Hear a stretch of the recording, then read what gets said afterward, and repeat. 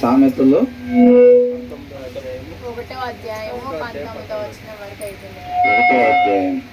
19వ వచనం నుంచి ధ్యానించుకోవాలి. 20 నుంచి ధ్యానించుకోవాలి.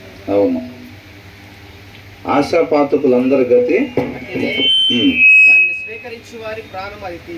దానిని స్వీకరించు వారి ప్రాణము అది తీయను. ఒకరి నాశనాన్ని మనం ఎప్పుడైతే కోరుకుంటామో వాళ్ళ నాశనాన్ని కాదు మనం కోరుకుంటుంది. మనం ఎవరి నాశనాన్ని కోరుకుంటున్నామంట? మన నాశనాన్ని మనం కోరుకుంటున్నాము అని అంటున్నాడు. ఒకరిని మోసం చేయాలని చెప్పి మనం ఆలోచన చేస్తుంటే వాక్యం ఏం చెప్తుంది? ఆ ఆలోచన ఎప్పుడైతే నువ్వు నేను చేస్తున్నామో మనల్ని మనమే మోసము చేసుకుంటున్నాము అని అంటుంది. అవునా? కాబట్టి నిర్దోషులైన వారిని పట్టుకుందాము రా, వాళ్ళని మోసం చేద్దాము, మనం దోపుడు సొమ్ముతో మన ఇల్లులో నింపుకుందాము, మనందరికీ సంచి ఒక్కటే అని చెప్పి పాపులు పిలుస్తూ ఉన్నారు అన్నమాట. అవునా? అలా పిలిచినప్పుడు ఏమంటున్నాడు? నా కుమారుడా, 15వ వచనంలో ఏమనుంది? నా కుమారుడా నీవు వారి మార్గమున పోకుము. సౌండ్ క్లారిటీగానే ఉందండి? సౌండ్ క్లారిటీగానే ఉంది మీకు?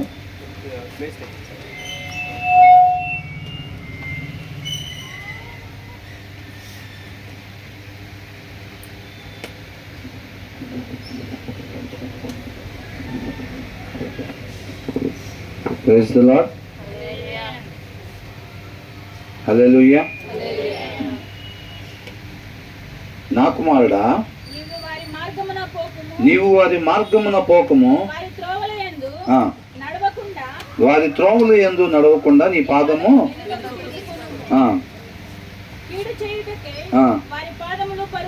అలా ఆలోచన చేసే వాళ్ళంట దేనికోసం పరిగెడతారంట? కీడు చేయడానికే పరిగెడతారంట. 18వ వచనంలో ఉంది, వాళ్ళ సొంత నాశనమునికే పొంచి ఉందరు. అవతల వాళ్ళకి ఏదైనా మేలు కాకుండా వేరేది చేద్దామని ఆలోచన మనం ఏదైనా చేసినట్టయితే మనం ఎవరికి చేస్తున్నట్టంట? మనకి మనమే చేసుకుంటున్నాము. అర్థమవుతుందండి? ఈ మాట మనం బాగా అండర్లైన్ చేసుకోవాలి. అంటే దేవుడికి ఉన్న గుణలక్షణం ఏంటంట? మేలు మాత్రమే చేసేవాడు. మనం ఆయన్ని పోలి జీవించాలంటే మనం కూడా ఎలా ఉండాలి? మేలు మాత్రమే చేసేవారుగా ఉండాలన్నమాట. అలా కాకుండా ఎప్పుడైనా మనం కీడు చేయని ఉద్దేశించిస్తే ఎవరికి చేస్తున్నట్టు? మనకు మనమే కీడు చేసుకుంటున్నట్టు. అలా ఉండాల్సిన రీతిగా కాకుండా, ఆలోచించాల్సిన రీతిగా కాకుండా వేరొకలాగా మనం ఆలోచించినప్పుడు అది ఎవరికి నష్టం? మనకే నష్టం. మన మార్గం తొలగిపోవటానికి అది దారితీసిద్ది. ఉండకూడని స్థానంలో రేపు రోజున ఉండటానికి అది దారితీసిద్ది. అవునా?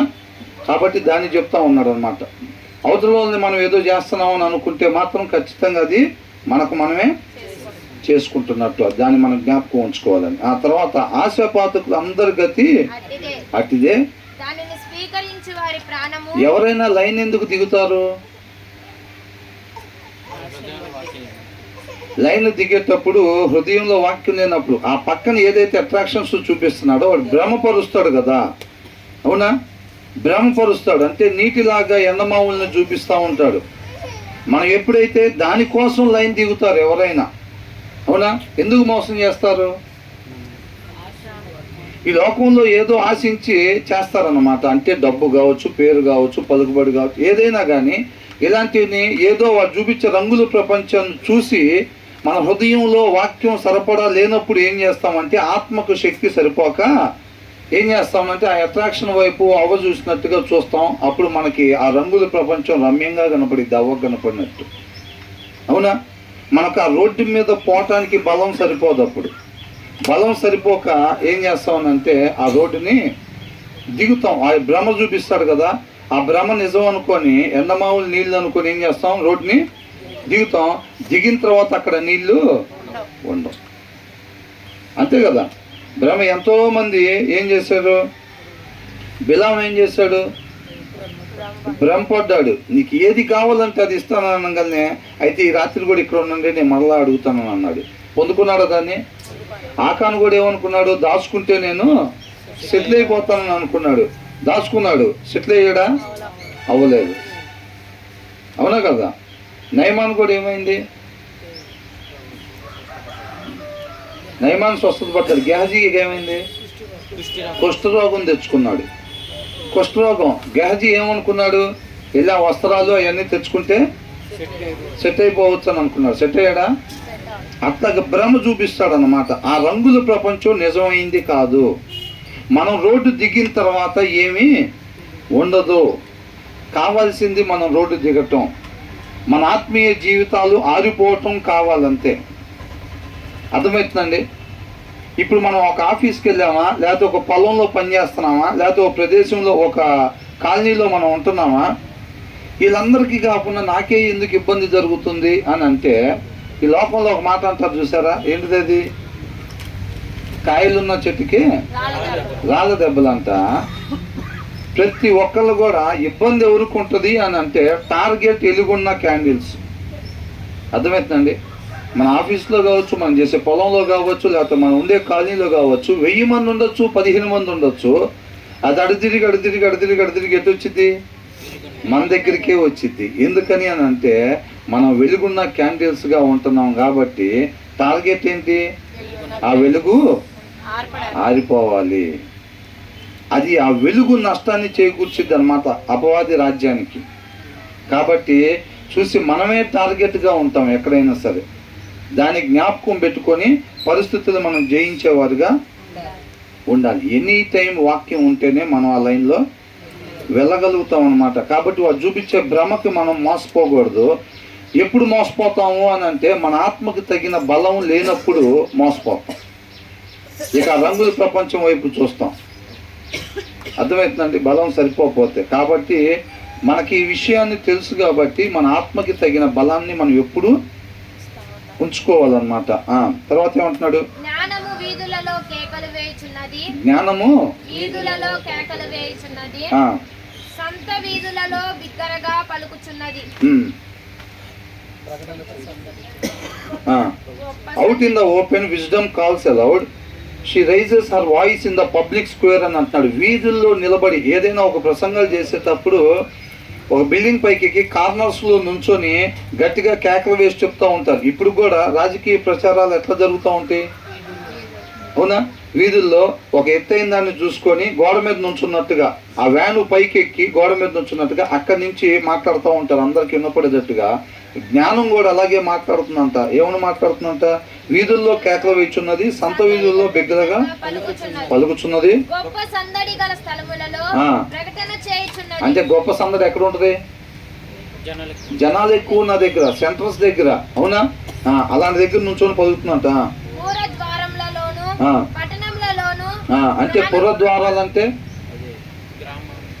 ఏదైనా చెప్పాలనుకున్నప్పుడు ఆ ఊర్లోకి వచ్చే ఎంట్రన్స్లు ఉంటాయి చూసారండి, అక్కడ నుంచొని పాంప్లెట్లు పంచుతూ ఉంటారు కదా. ఎప్పుడైనా ఈ ఊర్లోకి ఎవరు వెళ్ళాలన్నా రావాలన్నా ఇటు నుంచే వెళ్తారు కాబట్టి మనం ఇక్కడ నుంచొని పాంప్లెట్లు పంచితే అందరికీ మిస్ అవ్వకుండా ఇవ్వచ్చు అని అనుకుంటారు.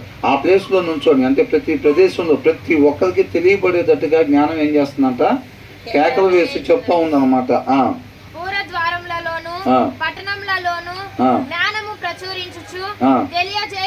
తెలియజేయుచున్నది. ఏమని తెలియజేస్తుందో అసలు ఇంతకి? గట్టి గట్టిగా అరిసి చెప్తా ఉందంట. ఏం చెప్తుందో విందాం. ఎట్లనగా ఎవరినంట? జ్ఞానము లేని వారులారా. ఈ జ్ఞానం గురించి మనకెందుకు చెప్తున్నారు? ఒక మనిషి ఉండాల్సిన రీతిగా మాత్రమే ఉండటానికి ఖచ్చితంగా అవసరమైంది జ్ఞానం. ఆ దేవుని జ్ఞానం లేకపోతే గనక మనం దానికి ముందు మనం ఏం చదువుకున్నాం? యెహోవా యందు 7వ వచనంలో ఏం చదువుకున్నాం మనం? తెలివికి మూలము అని ఉంది. యేసుక్రీస్తు వారు కూడా ఈ లోకంలో ఎలా జయించారంట? తండ్రి మాట యందు భయభక్తులు కలిగి ఉండి ఆ యొక్క జ్ఞానాన్ని కవచంగా ధరించుకొని ఈ లోకమాల్యం తనకి అంటకుండా జయాన్ని పొందుకున్నారు. అంతం వరకు కూడా ఆ జ్ఞానం అనే కవచాన్ని తొడుక్కొని ఈ లోకమాల్యం తనకి అంటకుండా చూసుకున్నారు అనమాట. అర్థమవుతుందండి? అదే జ్ఞానాన్ని ఆయన మనం ప్రేమించి ఆయన కృప ద్వారా మనకి తెలియపరుస్తూ ఉన్నాడు. ఆ కవచాన్ని మీరు కూడా ధరించుకోండి. ఆ కవచం లేకపోతే మాత్రం మీరు ఈ లోక మాలిన్యాన్ని అంటించుకునేవారుగా ఉంటారు. కాబట్టి ఆ కవచం కంపల్సరీ అని చెప్తున్నాడు అనమాట దేవుడు. ఏ కవచం అంట?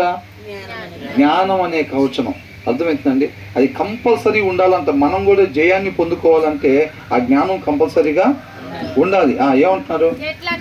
జ్ఞానము లేని వారులారా, మీరెన్నాళ్ళు జ్ఞానము లేని వారుగా ఉండకూడదురు. క్రైస్తవులు అనే వాళ్ళందరి దగ్గర జ్ఞానం ఉందా? లేదు. ఉన్నా కదా? ఎవరైతే వాక్యంలో నాటబడి ఉంటారో వాళ్ళు ఆ జ్ఞానాన్ని పొందుకుంటూ ఉంటారు. జ్ఞానం ఎక్కడి నుంచి వచ్చింది అసలు? దేవుని దగ్గర నుంచి వచ్చింది. ఆయన నోట నుంచి వచ్చింది జ్ఞానం. అవునా? ఆయన నోట నుంచి వచ్చేది ఆయన మాట. ఎందుకు వాక్యాన్ని చదవాలి అని అంటే ఇది మొత్తం కూడా మన కీర్తనలో ధ్యానించుకున్నా, సామెతల్లోకి ఎంతైనా దేవుడు ఒక మాటను గురిగలిగి చెప్తా ఉన్నాడు. ఏంటది? వాక్యాన్ని చదవండి, వాక్యాన్ని చదవండి, సమస్తం దాంట్లోనే ఇమిడి ఉన్నాయి అని అంటున్నాడు.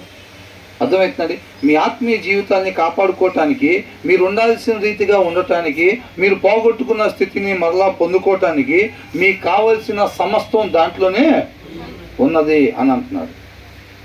ఒక డబ్బాలో మనం డబ్బులు దాచిపెట్టి మిగతా డబ్బాలన్నీ ఎత్తుకుతున్నాం అనుకోండి, ఇంట్లో ఏమైంది? 150 డబ్బాలు ఉన్నాయి. ఆ డబ్బులు దాచిపెట్టిన డబ్బా కాకుండా మిగతా 149 డబ్బాలు వెతికామనుకోండి, ఏమైంది? ప్రయోజనం ఏమైనా ఉంటుందా? ఎప్పుడు ప్రయోజనం ఉంటుంది? ఆ డబ్బాలో వెతికినప్పుడు మనకు ప్రయోజనం. ఆ డబ్బానే ఇది. ఆ డబ్బానే ఇది వాక్యం, బైబుల్. అర్థమవుతుందండి? ఈ డబ్బాని ఎతికితేనే మనం వెళ్ళాల్సిన ప్లేస్కి వెళ్తాము. ఈ డబ్బా వెతకకుండా ఇక ఏ డబ్బాలు ఎతికినా ప్రయోజనం. ఆఫీసులో డబ్బాలు, ఇంటి దగ్గర డబ్బాలు, మిగతా డబ్బాలు, ఈ డబ్బాలు ఎన్ని ఎతికినా ప్రయోజనం ఏమీ లేదు. ఎతకాల్సిన డబ్బా ఎతకండి, దాంట్లో మీకు కావాల్సినవి అన్నీ ఉంటాయి అని అంటున్నాడు. అర్థమవుతుందండి? బ్రదర్కి బర్త్డే గిఫ్ట్గా ఇచ్చినట్టుగా దేవుడు ఏం చేశాడు? ఈ డబ్బా మనకి గిఫ్ట్గా ఇచ్చాడు. ఈ డబ్బా మనకు దేని పనికొచ్చిందిరా, ఇది ఇచ్చాడు ఏంటి గిఫ్ట్గా అని అంటే మనకు కావాల్సిన సమస్తం దాంట్లోనే ఉన్నాయి అన్నమాట. తర్వాత ఏమంటున్నారు? ఎవరి గురించి అంట? ఎవరి గురించి అంట? అపహాసకులారా, మీరెన్నాళ్ళు అంటే ఇక్కడ ఏమన్నా జనరల్ గా లోకంలో ఎలా ఉంటది? ఒకరిని అపహాస్యం చేసి వాడిని బలి అపహాస్యం చేసాం కదా అని అనుకుంటాం. అవునా? వాడిని బలి ఎగతాలు చేసాం కదా, వాడిని బలి హేళన చేసాం కదా మనం అని అనుకుంటారు. నలుగురిలో ఒకరిని ఎక్కిరించి ఒకరిని ఎగతాలు చేసి భలే అపహాస్యం చేసాం కదా అని అనుకుంటారు. బైబిల్ ఏం చెప్తుందో తెలుసండి? నువ్వు 100 మందిలో ఉండగా కూడా నువ్వు ఎప్పుడైతే ఒకరిని అపహాస్యం చేస్తావో, నువ్వు ఎవరినైతే అపహాస్యం చేసావో వాడు కాదు అపహాసకుడు, నువ్వు అని అంటుంది. ఎవరైతే చేస్తారో వాళ్ళు అపహాసకులు అని చెప్తా ఉన్నారు అనమాట. ఇదిగోండి ఏమంటున్నారు, మళ్ళీ చదవండి అది ఒకసారి. అపహాసకులారా అని అంటున్నారు. ఎవరినంట? మీరెన్నాళ్ళు అపహాస్యం చేయుచు అని అంటే ఎవరిని అంటున్నారు అపహాసకులని? ఎవరైతే చేస్తారో, అవతలని ఎగతాళి చేస్తారో, అవతలని చూసి నవ్వుకుంటారో కావాలని, వాళ్ళని పిలుస్తున్నాడు. ఏమని?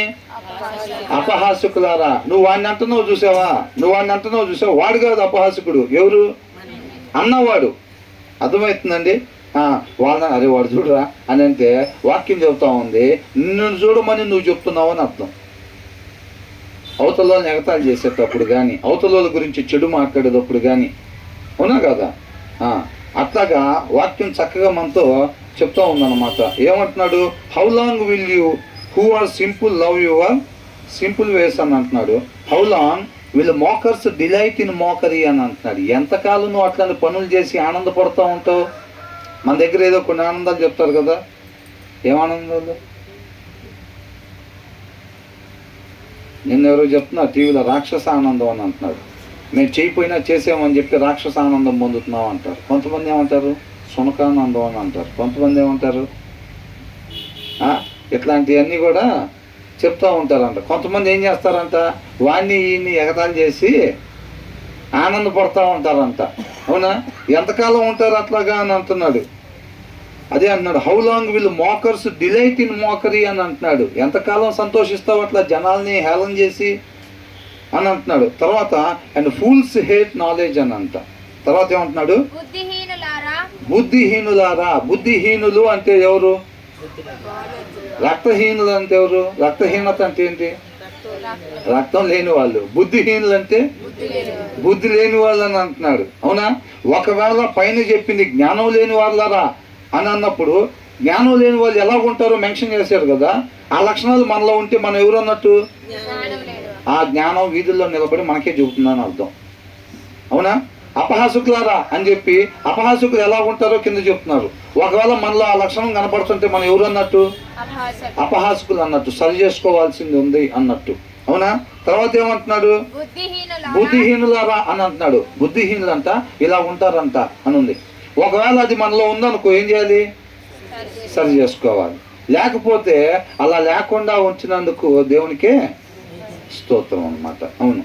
అవునా? మనం ఆయన మాటకు విధేయత చూపించినప్పుడు చక్కగా మనం నీతిమంతులాగా ఉంటాం. బుద్ధిహీనులారా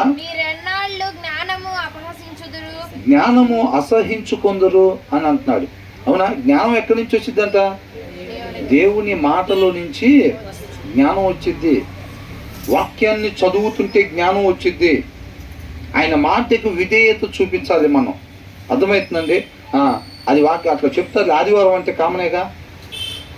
ఆదివారం అంటే స్టార్టింగ్ ప్రేయరు, ఒక 4 పాటలు 3 ప్రార్థనలు, ఇంకో స్టార్టింగ్ ప్రేయర్ వాక్యానికి ముందు ఆరాధన, తర్వాత వాక్యం, క్లోజింగ్ ప్రేయరు, స్నాక్స్, ఇదంతా కామనేగా అని అనుకుంటే ఏమైంది? నరకానికి పోవటం కూడా కామనే జరిగింది. ఏముంది దాంట్లో? అవునా కదా? ఇదంతా కామనేగా అనుకుంటే అది కూడా కామనే.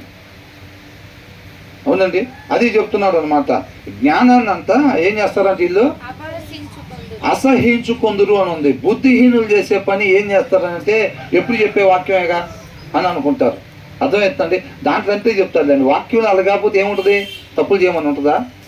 దొంగతనాలు చేయమని ఉండిద్దా? అలా ఎందుకు ఉండేది? వాక్యం ఇలాగే ఉంటుంది.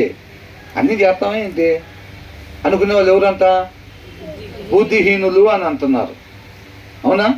తర్వాత ఏమంటున్నాడు? ఈ మాట అండర్లైన్ చేసుకోవాలండి. ఈ పైన వచ్చినది ఇవన్నీ మనకి ఎందుకు చెప్పారంటే, పైన 20వ వచనం దగ్గర నుంచి 22వ వచనం దాకా ఎందుకు చెప్పారంటే, మెయిన్గా చేయాల్సిన పని నా గద్దింపు. అందుకనే చర్చికి రారు చాలా మంది. నేను రాలేదు, నువ్వు వెళ్ళరా, వచ్చిన కానీ నా గురించే చెబుతూ ఉంటారు. ఏంటంట? వచ్చిన దగ్గర నుంచి నా గురించే చెప్తారు. సీరియల్ చూడకూడదు అంటారు, అబద్ధాలు ఆడకూడదు అంటారు, వేరే వాళ్ళని చూసి కుళ్ళుకోకూడదు అంటారు. అవునా? ప్రేమ చూపించాలంటారు. ఎక్కడ చేస్తాం ఇవన్నీ మనం?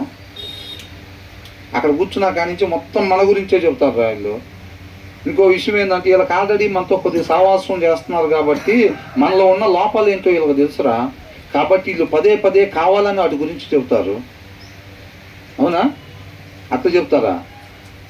దీంట్లో ఉన్నాయి చెప్తున్నావా, లేకపోతే వాళ్ళని ఉద్దేశించి చెప్తున్నావా? దాంట్లో ఉన్నాయే మనం చెప్తున్నాం అన్నమాట. కాబట్టి చాలామంది ఏం చేస్తారంటే ఆ గద్దింపుని ఇష్టపడరు. ఎవరన్నా ఇక్కడ మచ్చుందో తుడుచుకోండి అని అన్నాం అనుకో, నీకు లేవా మచ్చలు ఎక్కడా అని అంటారు. అంటే వాళ్ళు ఇష్టపడరు తుడుచుకోవటానికి. ఆ రిసీవింగ్ ఉండదు అన్నమాట. సరి చేసుకోవటానికి ఇష్టపడని లక్షణం అది. ఏంటి? సరి చేసుకోవటానికి ఇష్టపడనే లక్షణం అన్నమాట. ఇది ఎప్పుడు పట్టినా నన్ను పొగిడేది ఉండదు, ఏముండదు. ఎప్పుడు పట్టినా కానీ అక్కడ అది ఉంది చూసుకో, ఇక్కడ ఇది ఉందో చూసుకో అని అంటూ ఉంటాడు. నాలో తప్పులు ఎతుకుతూ ఉంటాడు వీడు అనుకో. నిజమైన స్నేహితుడు ఏం చేస్తాడు? సరి చేసుకోవాల్సినవి చెప్తా ఉంటాడు. అవునా? మోసం చేసేవాడు ఏం చేస్తాడు? అరే నీకేరా బాబు, అసలు బైబిల్ ఏం చదవలేదని అంటే, నువ్వు చదవకపోయినా పర్వాలేదు, ఎట్టగట్ట లాగేస్తావు బండి. ఏంటంట? నువ్వు ఎట్టగట్ట బండి లాగేస్తారో పర్వాలేదు అని అంటాడు. ఒక్క వచనం చదివామంటే ఏమంటారు? నువ్వు ఒక్క వచనం చదివినా చాలరా బాబు, బైబిల్ మొత్తం చదివినట్టే నువ్వు. సరి చేస్తున్నారా లేకపోతే ఏం చేస్తున్నారు? నీకేరా బాబు అసలు అని అంటూ ఉంటారు. అంటే ఏంటి? జనాలు అవి కోరుకుంటూ ఉంటారు, వాడితో సావాసం చేస్తారు. భోజనం చేయాలంటే బాక్స్ తీసుకుని ఆడి పక్కకి వెళ్తాం. ఎందుకు? వాడు పొగుడుతూ ఉంటాడు కాబట్టి. అది కనపడినా మచ్చలు కనపడినా చెప్పడు. నిజమైన స్నేహితుడు ఏం చేస్తాడు? సరి చేసుకోవాల్సి ఉన్నప్పుడు చెప్తాడు. అది ఎలా ఉంటుంది? గద్దింపులాగా ఉండిద్ది అనమాట. కాబట్టి ఇక్కడ ఏమంటున్నాడు? నా గద్దింపు విని ప్రతి శుక్రవారం, బుధవారం, ఆదివారం పొద్దున సాయంత్రం జరిగేది అదే. ఆయనలాగా మనల్ని ప్రేమించేవాడు లేడు. కాబట్టి ఆయన ఏం చేస్తున్నాడు? మనం నిత్య నరకాగ్ని పోవటం ఇష్టం లేదు కాబట్టి మనం సరి చేసుకోవాల్సిన వాటిని ఏం చేస్తున్నాడు? గద్దించి చెప్తా ఉన్నాడు. దాన్ని అర్థం చేసుకోవాలి. ఆయనతో సహవాసం చేస్తూ ఉంటే, ఆయనలో అంటుకట్టబడతా ఉంటే ఆ ప్రేమ మాధుర్యం తెలిసింది. లేకపోతే అపార్థం చేసుకుంటాం. అవునా కదా? లేకపోతే అపార్థం చేసుకుంటాం. యోబు కూడా అలాగే అనుకున్నాడు. నువ్వు నాలో తప్పులు పడదామని చెప్పి చూస్తున్నావు నువ్వు అన్నాడు దేవుడిని. ఏమన్నాడు?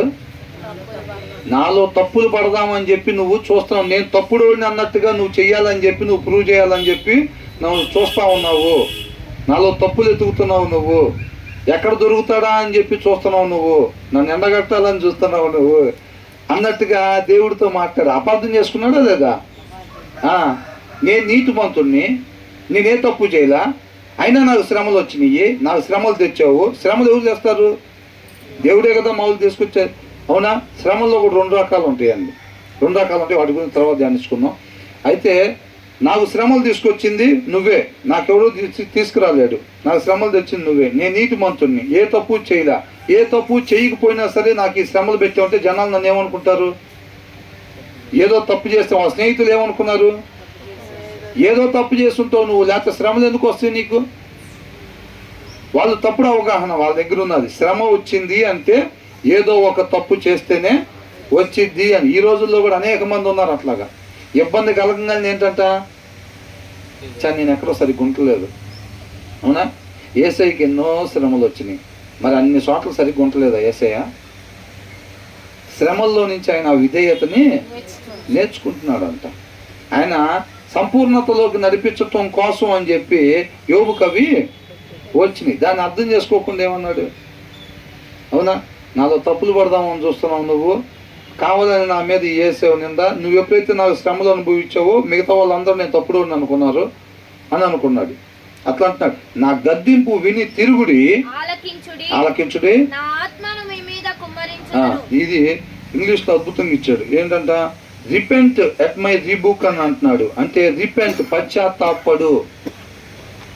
అర్థమవుతుందండి? ఏంటంట?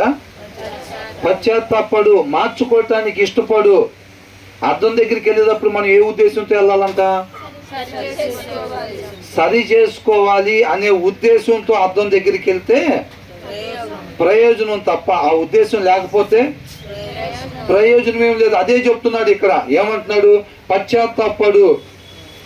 నీలో ఉండకూడని నేను చూపించినప్పుడు వాటిని తుడిసేసుకోవటానికి, తీసేసుకోవటానికి, నీ పద్ధతులు మార్చుకోవటానికి ఇష్టపడు అని అంటున్నాడు. అర్థమవుతుందండి? ఎన్ని సంవత్సరాలు వస్తావు అట్లాగా? నాకు ఇష్టం లేని తెలియపరుస్తున్నాను కదా నీలో. అయినా సరే ఎన్ని సంవత్సరాలు వాటిని వదిలిపెట్టుకోవటానికి ఇష్టం లేకుండా నామకార్థంగా వస్తావు? క్రైస్తవుడు అయి ఉండి సారం లేకుండా ఉప్పులాగా ఎన్ని సంవత్సరాలు ఉంటావు అని అంటున్నాడు. అవునా? ఈ లోకానికి వెలుగులాగా ఉండాల్సిన మనం వెలుగు లేకుండా ఎన్ని సంవత్సరాలు ఉంటావు అంటున్నాడు.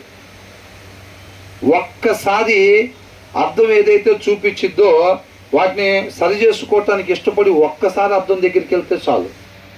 ఆ ఉద్దేశం లేకుండా 100 సార్లు పోయిన ప్రయోజనం ఏది ఉండదో అది చెప్తున్నాడు అనమాట. ఏమంటున్నాడు? నా గద్దింపు విని రిపెంట్ ఎట్ మై రీబుక్ అని అంటున్నాడు. రిపెంట్, పశ్చాత్తాపడి, ఇష్టపడు అని అంటున్నాడు. సరి చేసుకోవటానికి నువ్వు ఇష్టపడు అని అంటున్నాడు. ఈ మాట 23, 25, 27 వచనాలు చాలా ఇంపార్టెంట్. దీంట్లో ఏంటంటే repent at my rebuke, then అంటే అప్పుడు అని. ఎప్పుడు? నువ్వు సరి చేసుకోవటానికి ఇష్టపడినప్పుడు. అర్థమవుతుందండి? నా మాట సరిగ్గా ఉండాల్సిన మార్గాన్ని ఒక మనిషి ఏ రీతిగా మాత్రమే ఉండాలో దాన్ని నా మాట తెలియపరిచిద్ది. దాన్ని వాక్యం అంటాము. అది కాకుండా వేరేది నీ దగ్గర ఉన్నప్పుడు నువ్వు దాన్ని సరి చేసుకోవటానికి ఇష్టపడినప్పుడు అప్పుడు ఏం చేస్తాడంట? Then I will pour out my thoughts to you అని అంటున్నాడు. దేవుడి యొక్క ఆలోచనని, ఆయన ఉద్దేశాన్ని, మన పట్ల దేవునికున్న చిత్తాన్ని మనకి తెలియపరుస్తాను అంటున్నాడు. ఎప్పుడు? నువ్వు ఎలా ఉండాలో నేను చెప్తా, నీలో ఏం ఉండకూడదో నేను చెప్తా. నీకు సరి చేసుకోవాలనే ఉద్దేశం ఎప్పుడైతే నీకు ఉండిద్దో అప్పుడే నేను నీకు నా ఆలోచనని తెలియపరుస్తాను అని అంటున్నాడు. అర్థమవుతుందండి? Repent at my rebuke then I will pour out my thoughts అని అంటున్నాడు. పోర్ అవుట్ అంటే పొయ్యటం, అవునా? నా ఆలోచనని అప్పుడు నేను నీకు తెలియపరుస్తాను అంటున్నాడు. ఆ ఉద్దేశం లేకుండా మనం ఎన్నిసార్లు వాక్యం దగ్గరికి వచ్చినా ఏం జరిగిద్ది? దేవుడి ఉద్దేశాలు మనకి తెలియపరచడు. ప్రతి విశ్వాసి కూడా, ప్రతి ఆత్మీయుడు కూడా చేయాల్సిన పని ఏంటంటే అనుక్షణం కూడా, ఇప్పుడు పక్కన వాళ్ళు ఏదైనా మాట్లాడుకుంటున్నారండి, ఏం చేస్తాం మనం? ఒక నిమిషం అని చెప్పి ఏం చేస్తాం? 100% కాన్సన్ట్రేషన్ మొత్తం ఈ చెవి దగ్గరికి పంపిస్తాం ఇట్లాగా వినటానికి, అవునా?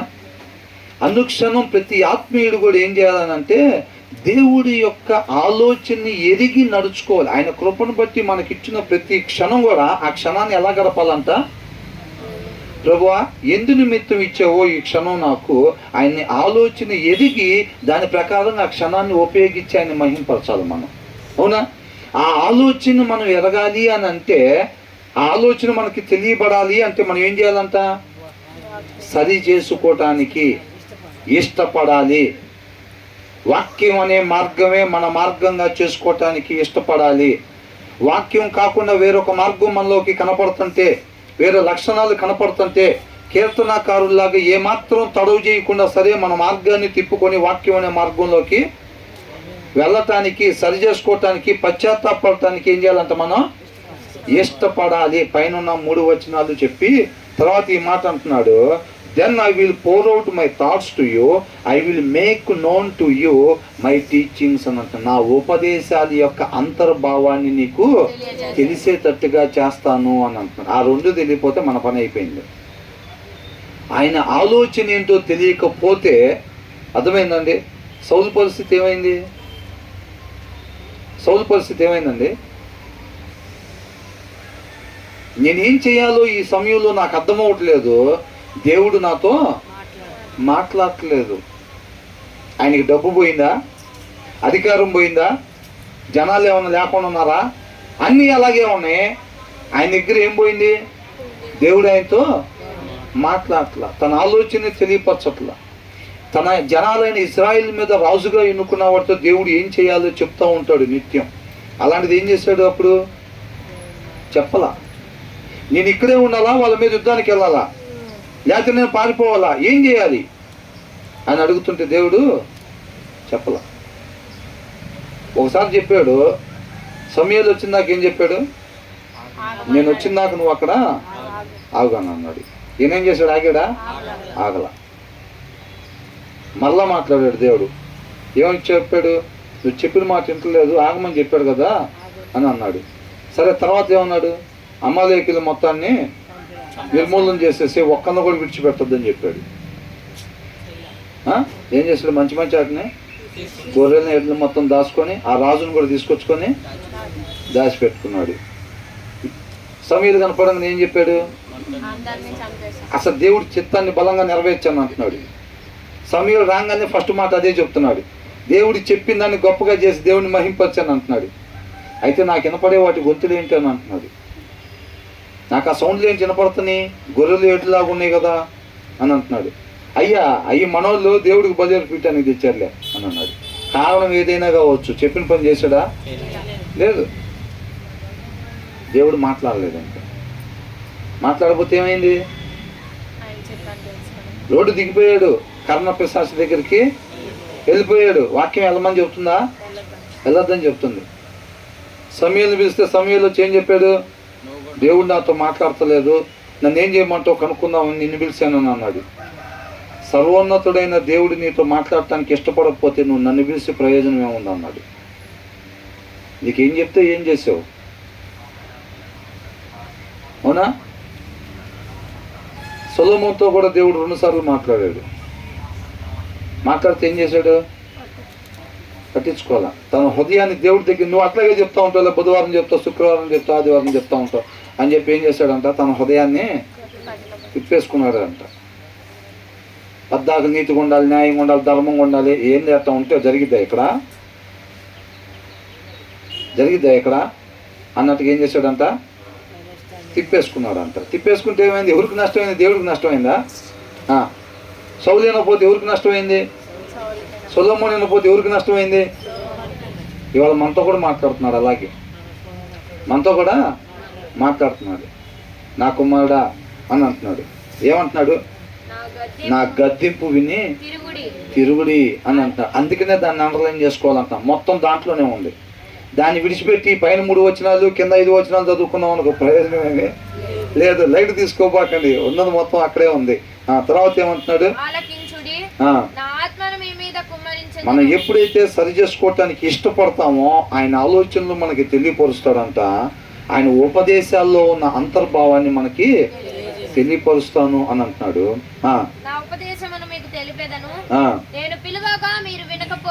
ఏంటంట? అనేక సార్లు పెద్దల కాడే నా ప్రవర్తన నేను మీ వద్దకు పంపించి మీ పద్ధతి మార్చుకోండి. ఒక మనిషి ఉండాల్సిన విధానం అది కాదు. ఒక మనిషి ఏ రీతిగా ఉండాలో నా వ్యక్తి ద్వారా, ఆ దినాల్లో ఎలా మాట్లాడేవాడు? ప్రవక్తల ద్వారా మాట్లాడేవాడు. ఈ దినాల్లో ఆయన కుమారుడు అనే వాక్యం ద్వారా మాట్లాడుతున్నాడు. ఆ దినంలో ప్రవక్తలు తీసుకొచ్చిన తండ్రి మాటే, ఈ దినాల్లో దీంట్లో ఉన్న ఆయన కుమారుడు తెచ్చిన తండ్రి మాటే. అవునా? ఒక వ్యక్తి, ఒక మనిషి ఈ భూమి మీద ఏ రీతిగా మాత్రమే ఉండాలో అనేది నా ఉద్దేశాన్ని తెలియపరుస్తున్నాను. తెలియపరిచినప్పుడు వీళ్ళు ఏం చేశారు? ఉన్నారా? దాని ప్రకారంగా ఉండలేదు. కాబట్టి అప్పుడు ఎక్కడికి అప్పగించబడ్డారు? కాల్తో నెబుకద్నెజర్ అన్నాడు. అంతే. ఏమైంది? నెబుకద్నెజర్ ఫోన్ చేశాడు, పిలిచాడు, మొత్తాన్ని కొరడాలతో కొట్టుకుంటా తీసుకెళ్లారు. అవునా కదా? మీరు వినలా అని అంటున్నాడు. చచ్చిపోయిందాక చెప్తానే ఉన్నాడా? ఒక తగిన సమయం వరకు, ఆయన ఇచ్చేంత సమయం ఎవరు ఇవ్వలేరు. అవునా కదా? అంత సమయం వరకు చెప్పినా కానీ వాళ్ళు వినలా. ఇవాళ మనతో కూడా అదే చెప్తున్నాడు. ఏం చేస్తున్నాడు? పొద్దున్నే పంపించి ఆయన మాటని తెలియపరుస్తున్నాడు. అవునా కదా? మనం ఆ మాటకి విధేయతను మాత్రమే మనం కనపరచాలి, వేరేది ఉండకూడదు. ఏంటి? విధేయత, సబ్మిట్ చేసుకోవటం, అంతే. ఇంకా ఆ మాటకి మనం ఎంటీగా రావాలి. ఒకటి, ఏదైతే దేవుడు మాట్లాడతాడో అది మాత్రం చేయటమే నా పని. ఇంకా అది డిసైడ్ అయ్యి లోపలికి రావాలి. ఇక్కడ అర్థం ఉంటుంది అంతే, ఇక వేరే ఏముండవు. ఈ అర్థం దగ్గరికి ఎట్లా రావాలి?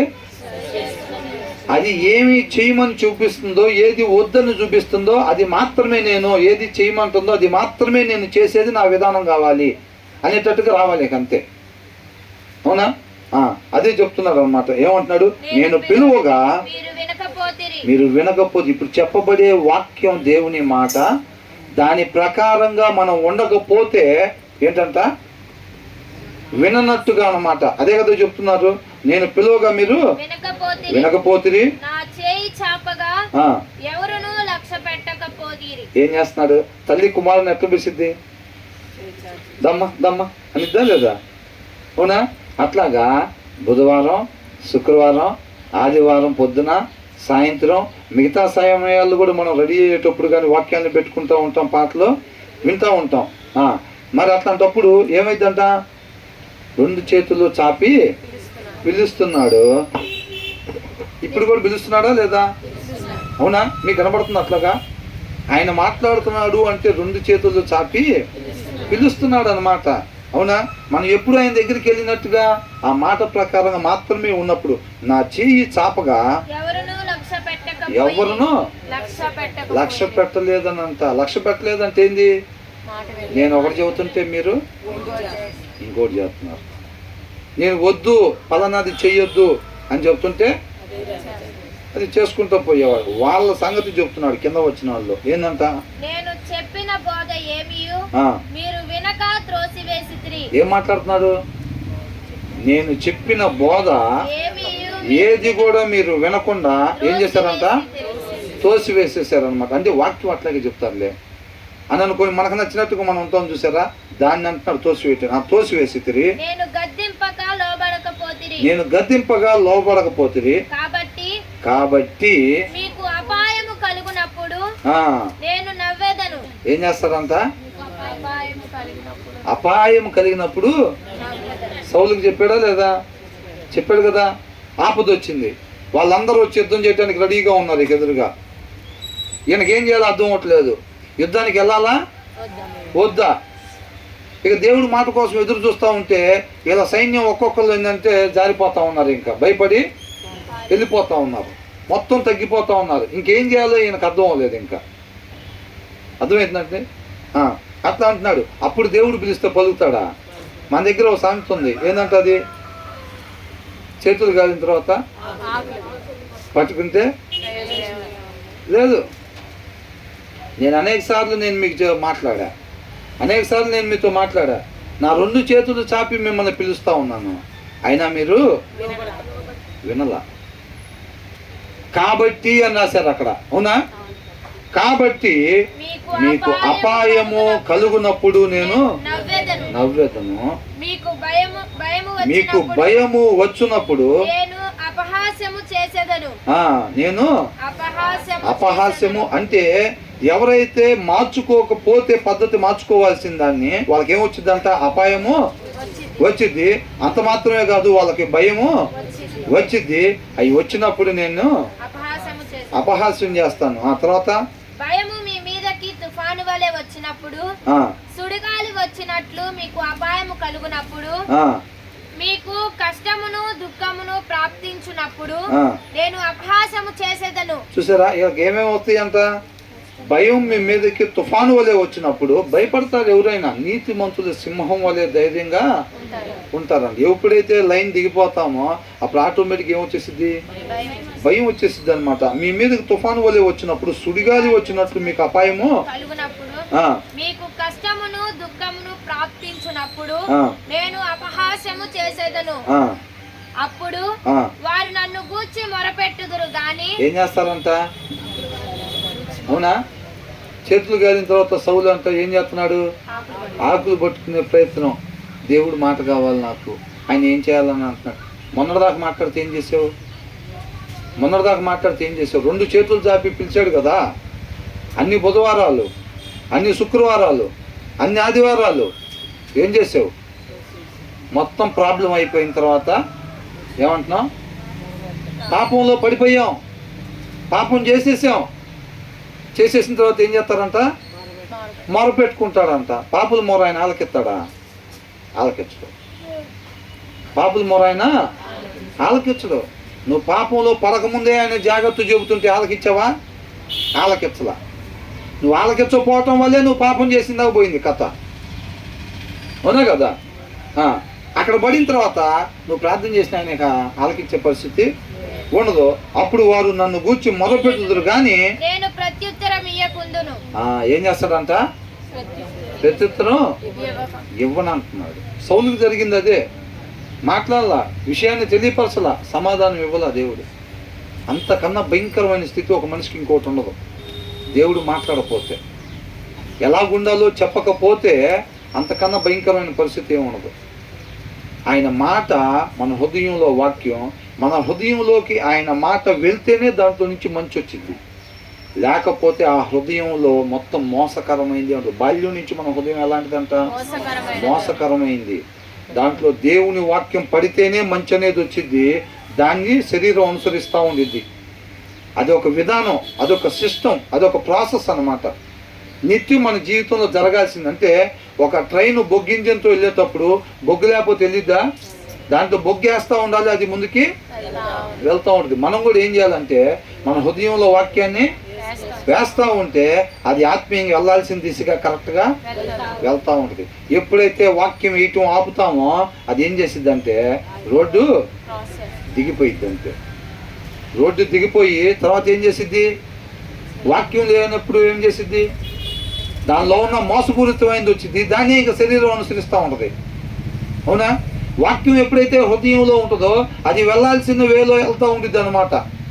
ఎప్పుడైతే వాక్యం ఉండదో అది ఏం చేసిద్ది? శరీరాన్ని అనుసరిస్తుంది. ఇంకా శరీరం వెళ్ళాల్సిన రీతిని చూపెడతా ఉండిద్దా?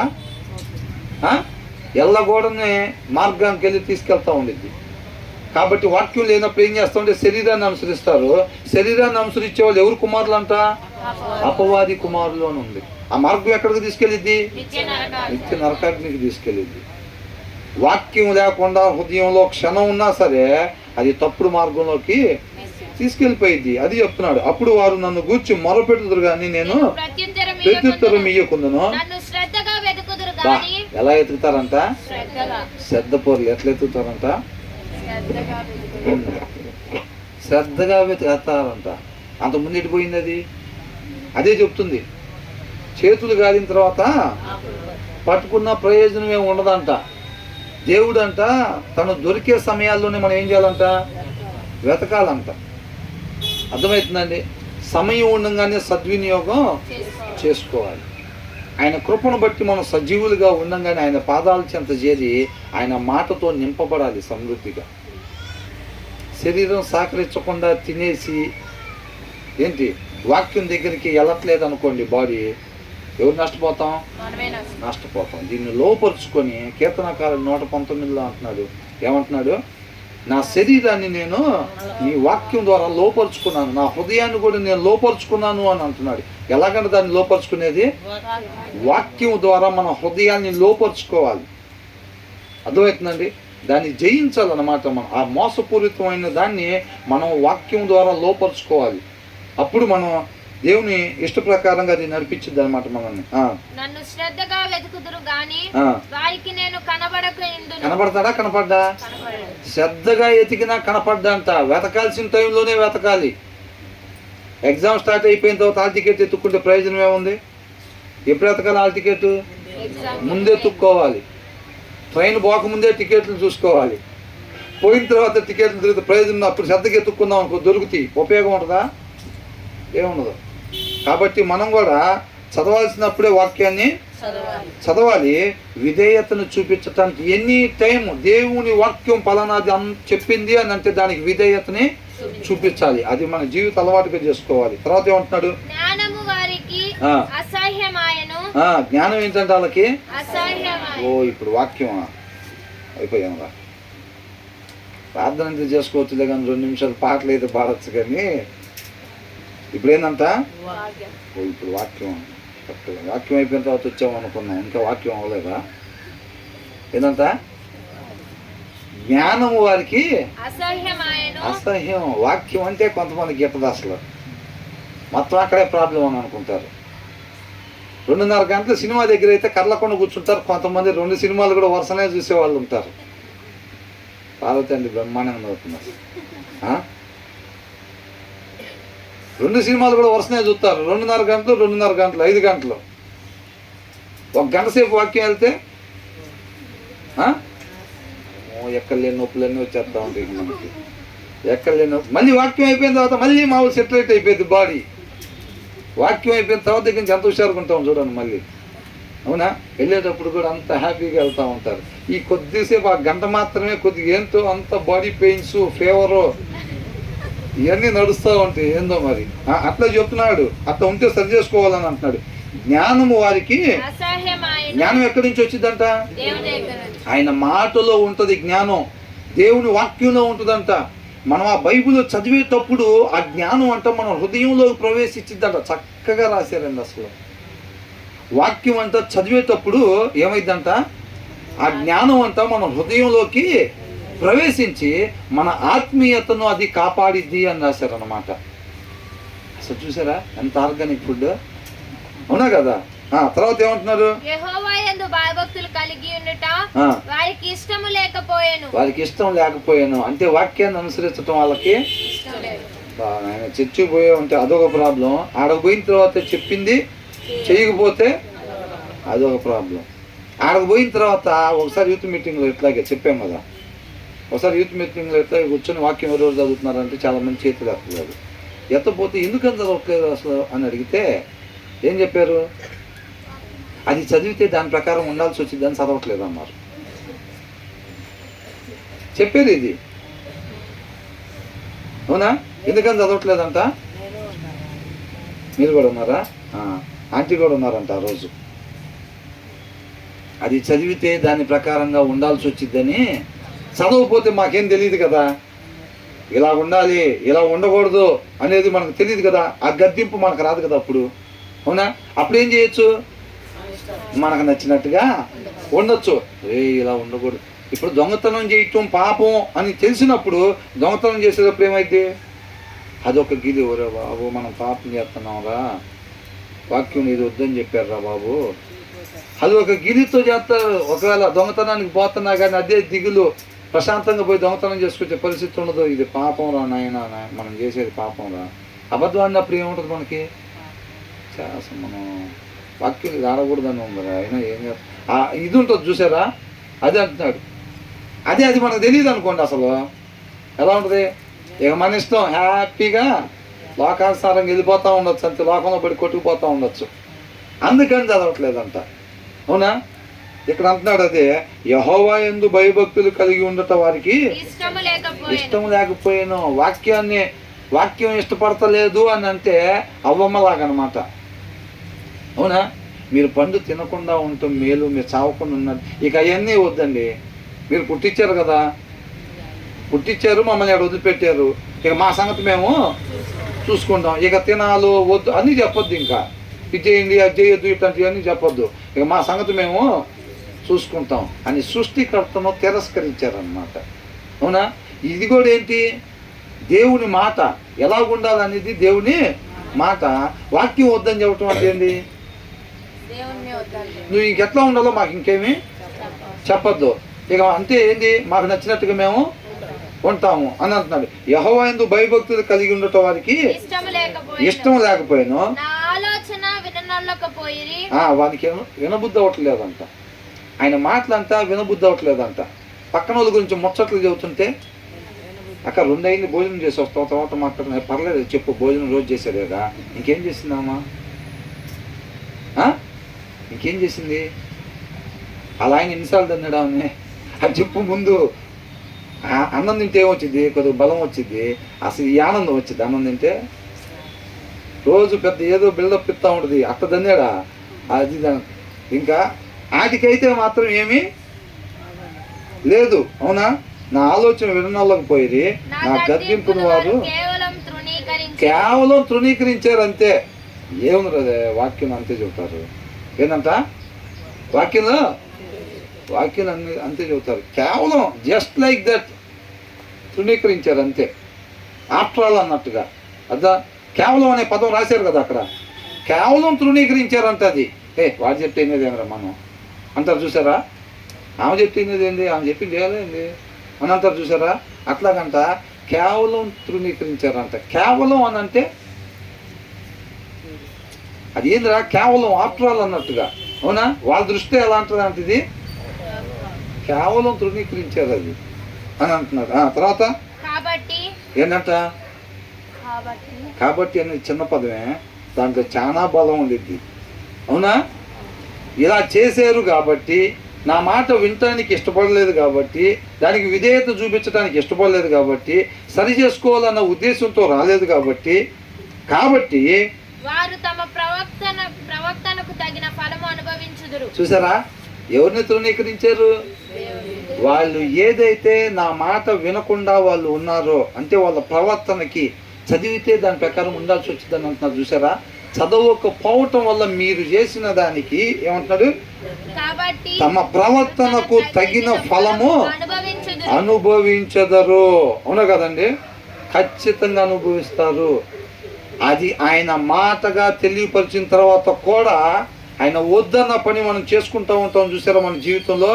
దానికి తగ్గది ఖచ్చితంగా మనం అనుభవిస్తామంట. ఒక్కటి కూడా బాదు పొల్లు. అవునా? ఒక్కటి కూడా పక్కకు పోదు, ఒక్కటి కూడా తీసివేయబడదు. ఆయన వద్దు అన్న పని ఏదైతే చేసామో, ఆయన వద్దు అన్నది ఏ క్షణం అయితే, ఎన్ని క్షణాలు అయితే మనం ఉన్నామో అటన్నిటికి సంబంధించి మనం ఏం చేస్తామంట? ఫలాన్ని అనుభవిస్తాము అని ఉంది. ఏముందిరా? నిన్న వాక్యం చదవలేదు, ఏమైంది? ఏమవ్వాలా? రాస్తుంది. దాన్ని అనుభవించాల్సింది ఉంది. ఇవాళ ఏమవ్వలేదు కదా అని చెప్పి మొన్న చదవలేదు, నిన్న చదవలేదు, ఏమైంది? దాని ముందు రోజు చదివినప్పుడు ఎట్టున్నామో, చదవనప్పుడు కూడా అంతే ఉన్నాం కదా. అంతే ఏమీ లేరు. దానికి సంబంధించింది అనుభవించాల్సింది ఉంది. అవునా కదా? అట్లా అంటున్నారు. తర్వాత తమకు వెక్కిసం మగు వరకు తమకంట వెక్కస మగు వరకు అంటే ఏంది? స్వీట్లో ఒక 5 ఇచ్చాం అనుకోండి, ఏమైంది? అబ్బో ఎక్కువైపోయిందండి బ్రదర్, వద్దులే ఎగితేసిందండి. అవునా? వాళ్ళు ఏం చేస్తారంట? వెక్కస మగు వరకు తమ ఆలోచనలను అనుసరించెదరు. ఏం చేస్తారంట? ఆయన ఆలోచనలు కాకుండా, ఆయన మాట ప్రకారంగా కాకుండా, ఆయన మాటను తృణీకరించారు కదా, ఇంకేముంటుంది? ఆ హృదయంలో నుంచి మోసపూరితమైందే వచ్చింది, దాన్ని శరీరం అనుసరించుకుంటూ వెళ్ళిద్ది. వాళ్ళు శరీరానుసరణ అంటున్నారు. వెక్కసం అయ్యే వరకు ఎగుటేసేదాకంట తమ వాళ్ళ ఆలోచనని అనుసరిస్తారంట. దేవుడి ఆలోచనలు కాకుండా వారి ఆలోచనని అనుసరించెదరు. అనుసరిస్తా పోతారంట. జ్ఞానము లేని వారు దేవుణ్ణి విసర్జించి నాశనమగుదురు. చూసారండి, వాక్యాన్ని ఎవరైతే జ్ఞానం లేదు, దేవుణ్ణి విసర్జించడం అంటే ఏంటి? వాక్యమే దేవుడై ఉన్నాడు. అవునా?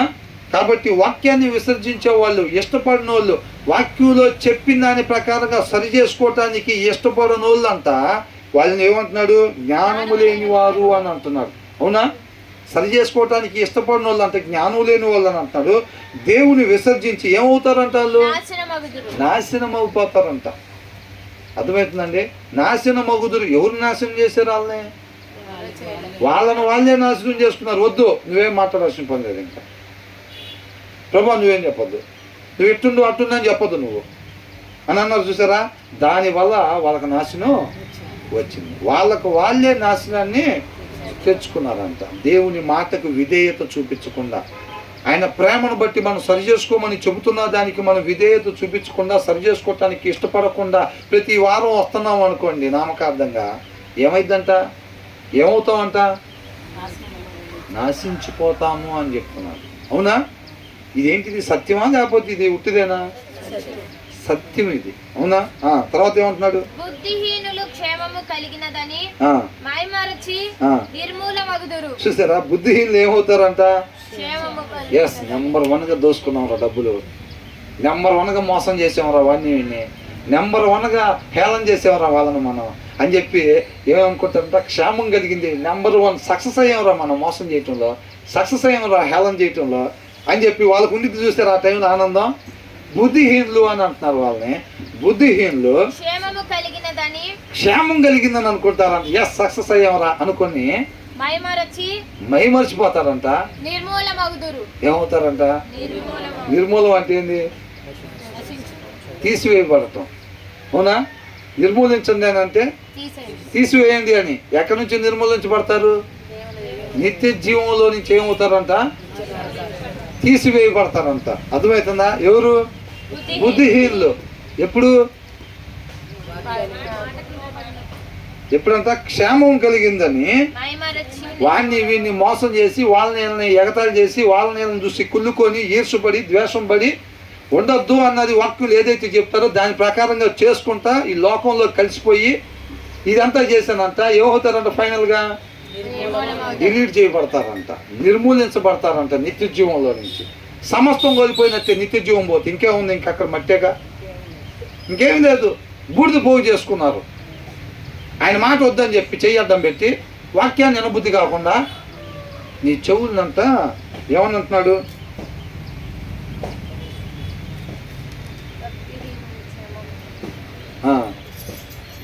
రెండవది మొదటి వచనంలో ఏముంది? నా కుమారుడా నా మాటను అంగీకరించి రెండోది ఏంటి? ఏం చేయాలంట? జ్ఞానమునకు నీ చెవి యొగ్గాలంట. నీ చెవులు వాటిని వినటానికి ఇష్టపడేటట్టుగా నువ్వు చేసుకోవాలి అని అంటున్నాడు. వాక్యం వినబుద్ధి అవట్లేదా? ఆయన చెప్పేదానికి ఏంటి అన్ని ఇట్లా చెప్తాడండి, అన్నీ అవి చేయకూడదు, ఈ చేయకూడదు, అవి చేయకూడదు అని అంటారేంటి? ఆల్రెడీ మన లోపల అన్నీ అయ్యే పెట్టుకుంటే మనం. అవునా? ఆయన కృపను బట్టి తెలియపరుస్తున్నాడు. మనకు మంచి కానీ హృదయంలో కొన్ని దాచుకొని ఉంటాం మనం ఇష్టపడి. అవి వద్దురానా, నీకు మంచి కాదు, అవి నీకు హాని చేస్తాయి, నీ నాశనానికి తీసుకెళ్తాయి నిన్ను, కాబట్టి అవి వద్దు తీసేసేయని అంటున్నాడు. ప్రేమామయుడు. మనకు తెలిసి హృదయంలో తొమ్మిది చూసుకోవటం మనకు తెలీదు. హృదయ అంతరంగాన్ని చూడగలిగినాడు ఆయన. కాబట్టి ఆయన ఏం చేస్తున్నాడు? మనల్ని ప్రేమించి ప్రతి ఒక్కరు హృదయంలో చూసి మనలోకి ఏదైతే మనకు హాని చేస్తాయో వాటిని చూపిస్తున్నాడు. అదొద్దు తీసేసాడు, మంచిది కాదు మీకు. పిల్లలు కూడా మనం ఏం చేస్తాం, బ్యాగులు ఏమేమి ఉన్నాయి, పర్సులు ఏమేమి పెట్టావు అని అంటూ ఉంటాం కదా. అట్లాగా హృదయంలో అంతరంగాన్ని శోధించగలిగినాడు కాబట్టి చూసి అదొద్దు తీసేసే, నీకు మంచిది కాదు, అది ఉండకూడదు అని చెప్తున్నాడు. చూపించినప్పుడు మనం ఏం చేయాలి? కరుణామయుడా, ప్రేమ చూపించి నాకు నువ్వు తెలియపరచకపోతే దాన్ని హృదయంలో అట్లాగే పెట్టుకొని నేను నశించిపోయేవాడిని, నీకే స్తోత్రం తెలియపరిచినందుకు, నీ శక్తితో సహాయం చేయి, తీసేసుకోవటానికి ఇష్టపడుతున్నా అని చెప్పి ఆయన పాదాల మీద పడిపోవాలి. అట్లాగా మనం ఏం చెప్తాం? ప్రభా వచ్చిన ప్రతిసారి వాటి గురించి, సీరియల్ గురించే చెప్తావేంది ప్రభా? నీకు తెలీదా నేను ఇష్టంగా దాచుకున్నానని? నేనంటే నీకు ఇష్టం లేదా? పిచ్చి ప్రేమ ఇది. ఏందంట? నేనంటే నీకు ఇష్టం లేదా? మరి నేను ఇష్టపడేదాన్ని నువ్వు తీసేయమని ఎందుకు చెప్తున్నావు ప్రభా? నేను నీతో మాట్లాడను పో అంటే, నువ్వు కాదు నాతో మాట్లాడండి, అది ఉంటే నేను నీతో నేను నీతో మాట్లాడకపోతే నీ పని అయిపోయినట్టే అని అంటాను. అవునా? అది కాబట్టి ఏమేమి ఉండకూడదో చూసి చెప్తున్నాడు. ఆయన మేలు మాత్రమే, ఏందంట? ఆయన మేలు మాత్రమే చేసేవాడు కాబట్టి ఆయన ఏదైతే తీసేయమంటున్నాడో క్షణం కూడా ఆలోచించకుండా దాన్ని తీసేయాలంతే మనం. ఎందుకని? ఆయన మేలు మాత్రమే చేసేవాడు కాబట్టి నీ హృదయంలో నా హృదయంలో చూసినప్పుడు ఆయన ఏదైతే ఆయన అది వద్దమ్మా అని చెప్పాడో క్షణం కూడా ఆలోచించుకొని ఏం చేయాలి? తీసేసుకోవాలంతే. కీర్తనకారుడు దాన్ని అంటున్నాడు, ఏమాత్రం తడువు చేయకుండా నా మార్గాన్ని సరి చేసుకోవటానికి నేను ఇష్టపడుతున్నాను అంటున్నాడు. అద్దం దగ్గరికి అట్లా రావాలని అంటున్నాడు. అది నీకు నాకు అద్దం దగ్గరికి ప్రతిసారి అట్లా రావటం అలవాటు చేసుకుంటే నీ దగ్గరికి నా దగ్గరికి వచ్చిన మాట డైరెక్ట్గా మన హృదయం మీద రాయబడతా ఉంది. ఆ రాసిన మాట ఏ పని కొరకు వచ్చిందో నీ హృదయం మీద, నా హృదయం మీద, పొలం పని చేసే వాళ్ళ హృదయంలో, ఆఫీస్కి వెళ్ళే వాళ్ళ హృదయంలో, ఇంటి దగ్గర ఉండే వాళ్ళ హృదయంలో ఇప్పుడు రాయబడుతుంది. చూసారా? మనం ఒక్కొక్కరు ఒక్కొక్క ప్రదేశానికి వెళ్తాం కదా, మన హృదయాల్లో రాసిన మాట ఏ కార్యం కొరకు వచ్చిందో మనం ఎప్పుడైతే విధేయత చూపిస్తామో, సరి చేసుకోవడానికి ఇష్టపడతామో, ఆ మాట ఏ కార్యం కొరకు వచ్చిందో ఆ కార్యం నెరవేర్చకుండా ఆ మాట వెనక్కి తిరగదు అని ఉంది. అర్థమైందండి? పొలం దగ్గరికి వెళ్ళి పక్కన వాళ్ళతో నువ్వు మాట్లాడాల్సిన మాట నీ హృదయం మీద రాశారు. నేను ఆఫీస్కి పోతే నేను అక్కడ ఏదైతే కార్యం చేయాలి, ఈ మాట అక్కడ ఏ కార్యం చేయటానికి వచ్చిందో ఆ మాట నా హృదయంలో రాయబడతా ఉంది. ఇక్కడ హౌస్ వైఫ్లుగా ఉండే వాళ్ళకి ఇంటి పక్కన వాళ్ళతో మాట్లాడటానికి ఏ మాట అవసరం, వాళ్ళ దగ్గర ఏ ప్రవర్తన కనపరచడానికి అవసరం, ఆ మాట మన హృదయంలో రాయబడుతుంది. ఇక్కడ మనం విధేయత చూపించినట్లయితే ఆ మాట దేనికోసం వచ్చిందో ఆ కార్యం నెరవేర్చబడిద్ది. దేవుని చిత్తము మాత్రమే నెరవేర్చబడాలి. మనం ఎప్పుడైతే విధేయత చూపిస్తామో ఆయన కొరకు మాత్రమే, నీ చిత్తం కొరకు మాత్రం యేసుక్రీస్తు వారు ఏం చెప్పారు? నా ఇష్టం కొరకు కాదు, తండ్రి చిత్తం కొరకే అంటున్నాడు. అది మనం కూడా చేయాల్సింది. మనం ఎప్పుడైతే పూర్తిగా సబ్మిట్ చేసుకుని విధేయత చూపిస్తామో ఆ మాట ఎందుకోసం వచ్చిందో ఆ కార్యం నెరవేర్చిద్ది అనమాట. అర్థమవుతుందండి? మనం అట్లాగే విధేయతని చూపించాలన్నమాట. ఇది దేవుడిగా మనం తెలుసుకోవటం అని అంటే ఆయన గుణ లక్షణాలు మనం తెలుసుకోవటం అనమాట. తర్వాత ఏమంటున్నాడు? చూసారా? ఇందాకేమన్నాడు? ఎవరైతే వినరో వాళ్ళకి ఏది జరిగిద్దో చెప్పాడు. అవునా? తర్వాత ఇక్కడ ఏమంటున్నాడు? నా ఉపదేశమును అంగీకరించువాడు అని అంటే, అంగీకరించడం అంటే సరి చేసుకోవాలనే ఇష్టంతో ఎప్పుడైతే లోపలికి వస్తామో ప్రతిసారి కూడా అలాగే రావాలి. మనం ఫెలోషిప్కి అలా వెళ్ళటానికి ఇష్టపడాలి. అద్దం దగ్గరికి వెళ్తున్నాము అని అర్థం. ఫెలోషిప్కి వస్తున్నాము అంటే ఏంటి అర్థం? అద్దం దగ్గరికి వెళ్తున్నాము అని. ఇక్కడ దేవుడు ఏదైతే తన ఉద్దేశాన్ని తెలియపరుస్తాడో దాని ప్రకారంగా మాత్రమే నేను ఉండాలి అని ఒక తీర్మానం తీసుకుని అద్దం దగ్గరికి మనం లోపలికి ప్రవేశించాలి. ప్రతిసారి కూడా ఇక్కడని కాదు, యూత్ మీటింగ్ అని కాదు, ఇంకొక దగ్గరికి మనం వాక్యం వినటానికి వెళ్ళేటప్పుడు కానీ, ఎక్కడ కుటుంబ ఆరాధనకు అప్పుడు కానీ, ఎప్పుడైనా సరే దేవుడు మనతో ఎప్పుడు మాట్లాడాలని ఇష్టపడితే ఆయన కృప లేకుండా ఆయన మాట ఒక దగ్గరికి రాదు. నువ్వు నేను ఒక దగ్గర ఫెలోషిప్కి వెళ్ళాము అంటే ఖచ్చితంగా ఆయన మనతో మాట్లాడటానికి ఇష్టపడుతున్నాడు ఆ సమయంలో అని. అర్థమవుతుందండి? అది సరి చేసుకోవాలన్న ఉద్దేశంతో మనం వెళ్ళి అక్కడ కూర్చుంటే చక్కగా ఆయన మన ద్వారా ఆయన చిత్తాన్ని నెరవేరుస్తాడు. నా ఉపదేశం అంగీకరించిన వాడు ఎలా నివసిస్తాడంట? సురక్షితముగా. అంటే కీర్తనలో 11వ అధ్యాయంలో దావీదు పక్షిరాజులాగా నువ్వు రెక్కలు కట్టుకుని పారిపో, నీతిమంతుడివే, ఏం చేస్తాం, మీ పునాదులు కదిలిపోయినాయి, దుష్టులు బాణాలు ఎక్కిపెట్టున్నారంటే ఏం చెప్పాడు? నేనెందుకు పారిపోవాలి? ఆయన అక్కడ సింహాసనం మీద కూర్చొని చూస్తూ ఉన్నాడు. ఆయన చూడకపోతే కదా నేను పారిపోవాలి. అక్కడ కూర్చున్న ఆయన న్యాయవంతుడు, నీతిమంతుడు, ఆయనకి అన్యాయానికి సపోర్ట్ చేయడు. నేను నీతిగా ఉంటున్నాను కాబట్టి ఆయన నా పక్షాన ఉంటాడు. నేను ఎందుకు పారిపోవాలి? ఎవరైతే నువ్వే చెబుతున్నావు కదా దుష్టులు బాణాలు ఎక్కువ పెట్టున్నారని, ఆ దుష్టులు పారిపోవాలి. అవునా? ఆయన వాళ్ళకి విరోధంగా ఉంటాడు, నాకు కాదు విరోధంగా ఉండేది అని చెప్పి నీతిమంతుడు ఎలా ఉంటాడంట? ధైర్యంగా ఉంటాడంట. కాబట్టి ఇక్కడే ఉన్నాడు, నా ఉపదేశం అంగీకరించేవాడు సురక్షితముగా నివసిస్తాడు. వాడు కీడు వచ్చినను భయం లేక నెమ్మదిగా ఉంటాడు. ఏంటంట? నీ కుడి పక్కన 1000 మంది పడినా, ఎడం పక్కన 10,000 మంది పడినా అపాయము నీ యొద్దకు రాదు అని అంటున్నాడు. అవునా? ఎప్పుడు? ఆయన ఉపదేశాన్ని మనం అంగీకరించినప్పుడు ఆ జ్ఞానం అనే కవచాన్ని మనం తొడుక్కొని ఉంటాం. కాబట్టి ఎప్పుడు ఎవరు బాణాలు వేసినా సరే, ఎన్ని బాణాలు అపవాది వేసినా సరే అవి మనం టచ్ కూడా చేయలేవు. ఆ జ్ఞానం మనల్ని కాపాడిద్ది అని అంటున్నాడు. ఆ రీతిగా తన ఉద్దేశాన్ని సొలొమోను ద్వారా దేవుడు మనతో, సొలొమోను ఇప్పుడు ఉన్నాడా? లేడు. లేకపోయినా సరే మనం కూడా లేకపోయినా సరే ఏం చేయాలంట? యేసుక్రీస్తు వారు ఇప్పుడు మనతో పాటు మామూలుగా ఉన్నాడా? అప్పుడు శిష్యులతో ఉన్నట్టుగా లేడు. అయినా సరే కార్యం జరుగుతూ ఉంది. మనం కూడా అలాగే జీవించి వెళ్ళిపోయేవారుగా ఉండాలంట. కీడు వచ్చినను భయం లేక భయపడ్డు. వాక్యాన్ని అనుసరించే వాళ్ళు ఎప్పుడు కూడా భయపడటం ఉండదు. తప్పు చేసిన వాళ్ళకే భయం. అవునా కదా? చేయకూడని పనులు చేసే వాళ్ళకి భయం. ఉండాల్సిన రీతిగా మాత్రమే ఉండే వాళ్ళకి ఎప్పుడు కూడా భయం అనేది తెలీదు. అవునండి? ఎంతమందికి అర్థమైంది? అవునా? వాక్యాన్ని విని దానికి విధేయత చూపించకపోతే ఏమొచ్చింది, విధేయత చూపిస్తే ఏమొచ్చింది అనేది దేవుడు తన ఉద్దేశాన్ని స్పష్టంగా మనకి తెలియపరుస్తూ ఉన్నాడు అనమాట. ఎలా పిలుస్తున్నాడంటే దేవుడు మనల్ని 2 చేతులు చాపి పిలుస్తూ ఉన్నాడు అనమాట. ఇష్టపడుతున్నామా ఇవాళ వెళ్ళటానికి?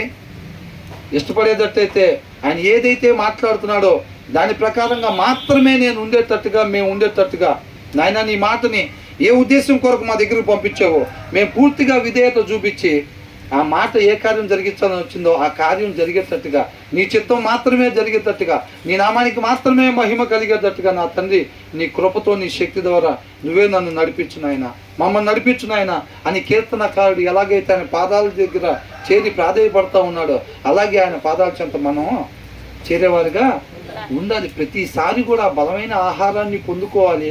ఆయన వద్దన్నది తీసేసుకోవడానికి ఇష్టపడి చక్కగా ఆయన చిత్తాన్ని మాత్రమే మన జీవితాల్లో నెరవేర్చబడేటట్టుగా కోరుకోవాలన్నమాట. దేవుడికి మహిమ కలుగును గాక.